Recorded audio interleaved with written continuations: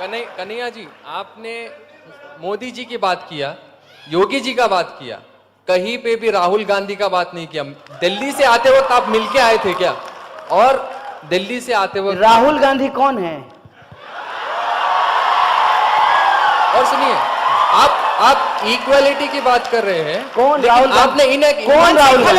Hello, आपका प्रश्न राहुल गांधी के बारे में क्यों नहीं बताएं? बस यही है, और कुछ है? हो गया। इक्वालिटी की बात करते करते आपने सिर्फ बीजेपी को टारगेट किया, जो 5 साल से अभी आई है। 60 इयर्स जो बाद में कांग्रेस ने किया, उसका कुछ नहीं देखा आपने, उसका एक भी नहीं देखा। जो दिखा योगी जी, आपका प्रश्न मोदी जी। है, आप सुने ही नहीं, आप ध्यान ही नहीं दिए। लाल बहादुर शास्त्री 1904 में पैदा हुए, मुगल सराय में पैदा हुए, 1952 में रेल मंत्री बने, और एक बार रेल दुर्घटना हो गई थी तो उन्होंने कहा कि हम इस्तीफा दे देंगे। ये 2014 से पहले की घटना है ना? ये 2014 से पहले की घटना है कि 2014 के बाद की घटना है? 2014 के बाद जो हुआ कि मुगल सराय स्टेशन का नाम बदल करके दीनदयाल उपाध्याय के ऊपर रख दिया गया। तो आप मुझे बताइए कि इस देश में जो सरकार है, सवाल उससे पूछा जाए कि नेहरू से पूछा जाए? आप बता दीजिए। ये तो वही बात हो गई ना, इस पे हमने बात की, हमने कहा आपको। देखिए, ये एकदम जानते हैं संबित पात्रा स्टाइल सवाल है। ये क्यों है इसको आप समझिए। आप जो है आप मुझे ये टैग करना चाहते हैं कि आप 2014 में जो हो रहा है उस पर ही सवाल कर रहे हैं। नहीं, थोड़ी सी जहमत उठाइए। मैं उम्मीद करता हूं कि आपके पास एंड्रॉइड फोन होगा, और आजकल 4G स्पीड भी जियो धन धनाधन दे रहा है, तो आप जो है उसको खोलिए और आप जो है मेरा टाइमलाइन 2014 से पहले जाकर के चेक कर लीजिए कि क्या एक भी सवाल हमने मोदी जी से पूछे हैं। एक भी सवाल हमने मोदी जी से नहीं पूछे हैं। जो भी सवाल हमने पूछे हैं माननीय डॉक्टर मनमोहन सिंह से पूछे हैं। यही हमारी जिम्मेवारी है बतौर नागरिक, बतौर citizen of this country. It is our responsibility to ask the question to the power. माने कमजोर से सवाल तो कोई भी पूछ सकता है। कमजोर से सवाल पूछने में क्या है? जो पावर में बैठे हैं उनसे सवाल पूछिए। आप बताइए, आप कह रहे हैं राहुल गांधी, क्यों नहीं? राहुल गांधी प्रधानमंत्री हैं देश के, क्या है? अरे जब प्रधानमंत्री हो जाएंगे तब राहुल गांधी से भी सवाल पूछेंगे, इसमें क्या दिक्कत है? और ये बात आप मेरा नोट करके रखिए कि राहुल गांधी प्रधानमंत्री हो जाएंगे और राहुल गांधी जो आज बात बोल रहे हैं, यदि उस बात को नहीं पूरा करेंगे तो इसी मजबूती से राहुल गांधी से भी सवाल पूछेंगे। यह बात को हम आपको कह देना चाहते हैं। यह जो साजिश है, इस साजिश को आप समझिए कि अपनी गलती जो है वो हम पड़ोसियों के मत्थे मर देना चाहते हैं। मैंने आप बताइए कि देश में जो हो रहा है उसके लिए हम पाकिस्तान का नाम ले रहे हैं। क्या है पाकिस्तान? मुकाबला करना होगा तो पाकिस्तान से मुकाबला करेंगे। अमेरिका, ब्रिटेन और चाइना से मुकाबला नहीं करेंगे कि पाकिस्तान से मुकाबला करेंगे। इसको आप समझिए। जानबूझ करके एक ऐसा कॉम्पिटिटर चुना जाता है। वीडियो गेम खेलते होंगे मोबाइल पे। वीडियो गेम में क्या होता है कि क्रिकेट खेलता है लोग तो अपने हिसाब से प्लेयर चुनना होता है, अपने हिसाब से टीम चुनना होता है, तो जो खेलता है हमेशा वही जीतता है।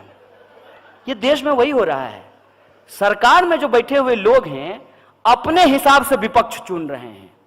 मैं विपक्ष नहीं हूं, मैं विपक्ष की भूमिका में होना भी नहीं चाहता हूं, लेकिन विपक्ष का जो काम है वो काम यदि सरकार करे तो फिर विपक्ष क्या करेगी? विपक्ष का काम है सवाल पूछना, सरकार का काम है जवाब देना। विपक्ष जो है उसको कहता है जवाब दो और सरकार जो है वो सवाल पूछ रही है। ऐसा थोड़ी होता है। जो कांग्रेस ने किया तो कांग्रेस ने वो भुगता। कांग्रेस है, राहुल गांधी तो प्रधानमंत्री नहीं है, मनमोहन सिंह भी नहीं है। वो जो है, जो मुद्दा आपने उठाया था माननीय मोदी जी ने करप्शन का, कि ये लोग बहुत करप्ट लोग हैं, इनको सत्ता से हटाइए, हमको सत्ता में लाइए, हम जो है काला धन वापस लेकर के आएंगे। आया। और क्या कहे थे कि हम 2 करोड़ जो है रोजगार पैदा करेंगे, मिला। बोले थे महंगाई कम कर देंगे। जाते हैं ना तो हंसता हुआ नूरानी चेहरा प्रधानमंत्री का पेट्रोल पंप पे देख के लगता है कि काश जो है, काश मोदी जी का, जैसे उन्होंने प्रचार में 3D फोटो मोदी जी का घूमता था एकदम ऐसे चलते हुए 3D। हमको तो मन करता है कि पेट्रोल पंप वाले को कहें कि यार यहां भी 3D फोटो लगा दो प्रधानमंत्री का।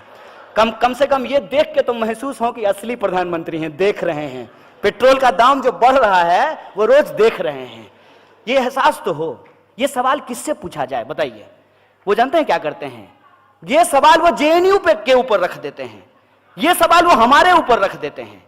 ये सब आप तो माने आप शरीफ आदमी हैं, आप बहुत अच्छे तरीके से पूछे हैं। लोग जानते हैं हमको क्या कहता है? लोग तो कहता है कि ये क्या बोलेगा, ये तो देशद्रोही है। अब बताइए, ये भी सवाल सरकार से पूछना चाहिए जो हमसे पूछ रहा है। देश में गृह मंत्री हैं, कड़ी निंदा करते रहते हैं इसे हाथ हिला के। देश में जब गृह मंत्री हैं, देश में कानून है, देश में न्यायपालिका है। अगर हमने देश के खिलाफ कुछ बोला है तो हमको पकड़ करके जेल में डालिए। टैक्स का पैसा तो आप बर्बाद कर रहे हैं साहब, कि हमको जेल में डालने की बजाय हमको बॉडीगार्ड देकर के देश दुनिया घुमा रहे हैं, देश घुमा रहे हैं। ये सवाल किससे पूछना चाहिए? सरकार से ना, कि देश में अगर कहीं कुछ हो रहा है गलत, कुछ भी गलत, अगर मान लीजिए किसी ने नारेबाजी कर दी है, हम तो नहीं किए हैं, अगर किए होते तो आपको भरोसा दिला देते हैं। ये लोग डर की सत्ता कायम करना चाहते हैं, लोगों के सामने एक ऐसा तोहमत लगाते हैं कि लोग चारों खाने चित हो जाएं। किसी भी इंसान के ऊपर एक ऐसा आरोप मर दो कि उसकी सारे के सारे सवाल की लेजिटिमेसी चला जाए। जो सवाल हैं वो सवाल पूछना ही बंद कर दे, उसको इतना डराओ, यदि ना डरे तो गोली चलाओ, गोली चलाने के बाद भी नहीं डरे तो जान ले लो, नहीं माने तो जेल में भर दो। यही हो रहा है ना देश में। और आप तब भी कहते हैं कि सवाल जो है वो मोदी जी से ना पूछ करके राहुल गांधी से पूछा जाए। सत्ता से सवाल पूछा जाता है साहब, और सत्ता से सवाल पूछना चाहिए, और सत्ता किसी की भी हो, हर किसी से सवाल पूछना चाहिए। और हम हैदराबाद की इस आवाम को, गंगा जमुनी तहजीब को मानने वाली इस आवाम से हम यही अपील करना चाहते हैं। आप तमाम नौजवानों से यह अपील करना चाहते हैं कि कोई भी सरकार जिसको आपने अपना समर्थन दिया है, वो जब चुन करके आए हैं, उसका घोषणा पत्र आपके हाथ में होना चाहिए। मैंने ठीक है, आजकल ऑनलाइन का जमाना है, डाउनलोड कर लीजिएगा इनके वेबसाइट से, वो पढ़िए उसको और देखिए कि इसमें से कितने सवाल हल हुए हैं। और ये तो साजिश है ना, कि 2014 में भी ऐसा होता था, 2012 में भी ऐसा होता था, 13 में भी ऐसा होता था, तो मतलब ऐसा ही होता रहे तब तो बहुत अच्छा है ना। कि अभी बीजेपी कह रही है कि कांग्रेस के समय में भी गरीबी है इसलिए हम गरीबी दूर नहीं करेंगे। कल को यदि कांग्रेस जीत करके आए तो कांग्रेस कहेगी तो बीजेपी को जिता करके देख लिए, वो थोड़ी गरीबी दूर किया, अब हम भी गरीबी दूर नहीं करेंगे। इसका आप जेनेसिस समझ रहे हैं? ये जो सवाल जिस तरीके से आज उठाए जा रहे हैं, आप भी उसके शिकार हो गए हैं, ये हमको कहां पहुंचा देगा उसका आप मतलब समझ रहे हैं? इसका अर्थ आप समझ रहे हैं कि डेमोक्रेसी होगा ही नहीं, डेमोक्रेसी बचेगी ही नहीं। और इसका एक सबसे बड़ा जो खतरा हुआ है, एक आखिरी बात आपके सवाल को रिस्पॉन्ड करते हुए कहता हूं कि इस देश के एक पार्टी के एक अध्यक्ष को यह हिम्मत कहां से आती है कि वो कहते हैं कि 50 साल राज करेंगे। Who are you? राज करेंगे? ये भाषा कहां से आई है? कैसे ये भाषा निकाल पाते हैं लोग? क्योंकि उनको भरोसा है कि जब भी वक्त आएगा, कांग्रेस बीजेपी करके, अपनी गलती किसी और के सर मढ़ करके, हिंदू मुसलमान करके, समाज का ध्रुवीकरण करके चुनाव जीत जाएंगे, हमको कौन हरा देगा? और हारने की स्थिति आएगी तो ईवीएम जिंदाबाद। ये जो स्थिति है, इस खतरनाक परिस्थिति को आप समझिए। कौन होगा प्रधानमंत्री? कौन होगा प्रधानमंत्री? अरे ये कोई माने रॉकेट साइंस है कि आपको समझ में नहीं आ रहा है कि कौन होगा प्रधानमंत्री?